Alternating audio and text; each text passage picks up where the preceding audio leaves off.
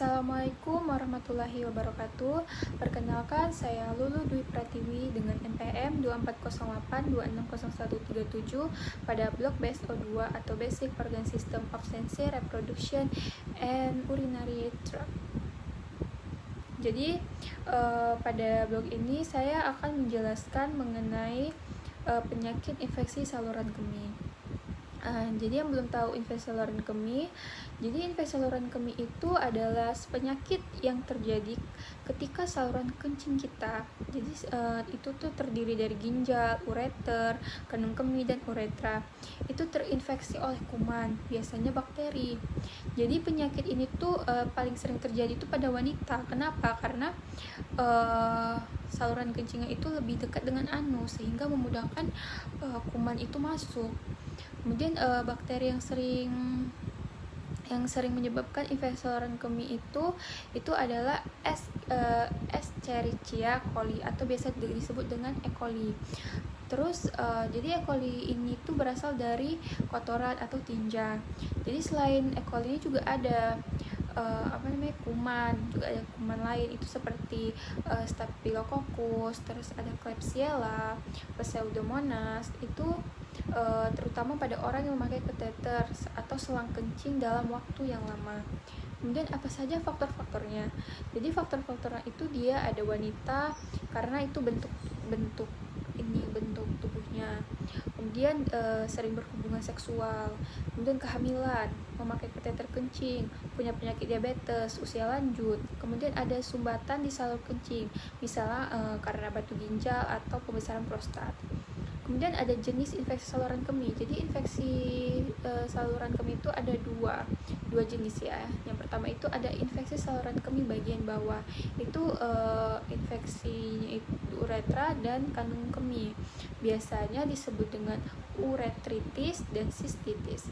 Kemudian ada infeksi saluran kemih bagian atas. Jadi infeksi ini tuh sampai ke ginjal. Disebut dengan pyelonefritis. Ini lebih serius. Kemudian apa saja gejalanya? Jadi gejalanya itu ini tuh tergantung di mana infeksinya. Kalau misalnya dia infeksi saluran kemih itu di bagian bawah, jadi tuh kayak sakit perut, terus panas saat buang air kecil, kemudian sering ingin pipis, kemudian pipis terasa tidak tuntas, nyeri di bawah perut, air kencing keruh, terus bau menyengat, kadang bercampur darah. Kemudian kalau misalnya di infeksi saluran kemih bagian atas itu seperti ginjal, itu tuh kayak gejalanya itu demam tinggi, menggigil, nyeri di pinggang, biasanya tuh bisa di sebelah mana saja. Kemudian mohon maaf, jadi kalau misalnya yang nyeri pinggang itu bisa sebelah saja, bisa kayak di sebelah kiri saja atau di sebelah kanan saja. Kemudian tuh merasakan mual atau muntah. Kemudian kalau berat tekanan darah bisa turun. Kemudian untuk pemeriksaan infeksi saluran kemih, jadi dokter ini akan bertanya-tanya mengenai keluhan. Kemudian dokter akan melakukan yang namanya anamnesis. Kemudian ada periksaan fisik dan pemeriksaan air kencing untuk melihat apakah ada tanda-tanda infeksi seperti sel darah putih, nitrit atau darah dalam urin. Kemudian kadang urin juga dikultur untuk mencari jenis bakteri dan menentukan antibiotik yang cocok. Kemudian kalau misalnya infeksinya berat atau sering kambuh, itu biasanya akan dilakukan lanjutan seperti USG atau CT scan juga bisa dilakukan.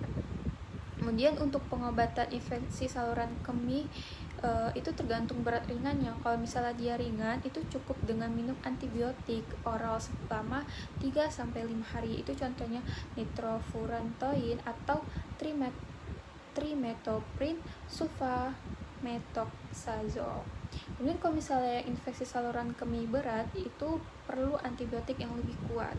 Kadang harus disuntik atau diinfus. Kemudian misalnya kayak ciprofloxacin atau ceftriaxone. Selain antibiotik juga dianjurkan itu selain infus ya, mungkin dengan banyak minum air putih, kemudian minum obat pereda nyeri atau demam itu seperti paracetamol atau ibuprofen, kemudian istirahat yang cukup. kalau misalnya untuk komplikasi infeksi saluran kemih, jadi kalau misalnya infeksi saluran kemih itu dibiarkan begitu saja atau tidak diobati dengan baik, itu bisa menyebabkan masalah yang serius. Jadi masalah yang serius itu dia seperti infeksi ginjal kronis, kemudian itu ada abses atau nanah di ginjal, jadi infeksi menyebar ke darah, terus sepsis yang bisa mengancam nyawa, kemudian gagal ginjal. Jadi bagi ibu hamil, infeksi saluran kemih itu bisa berbahaya. Kenapa? Karena bisa menyebabkan bayi lahir prematur atau berat badannya itu ringan. Jadi bagaimana cara mencegahnya? Jadi cara mencegah penyakit infeksi saluran kemih ini tuh yang pertama itu rajin membersihkan area kemaluan dengan cara yang benar, itu bukan dari belakang ke depan, tapi dari depan ke belakang. Terus jangan sering menahan pipis. Nah, teman-teman yang mungkin sering menahan pipis itu kalau bisa dikurang-kurangi lagi ya. Kemudian kalau misalnya ada kecuali yaitu dalam keadaan di perjalanan kemudian tidak menemukan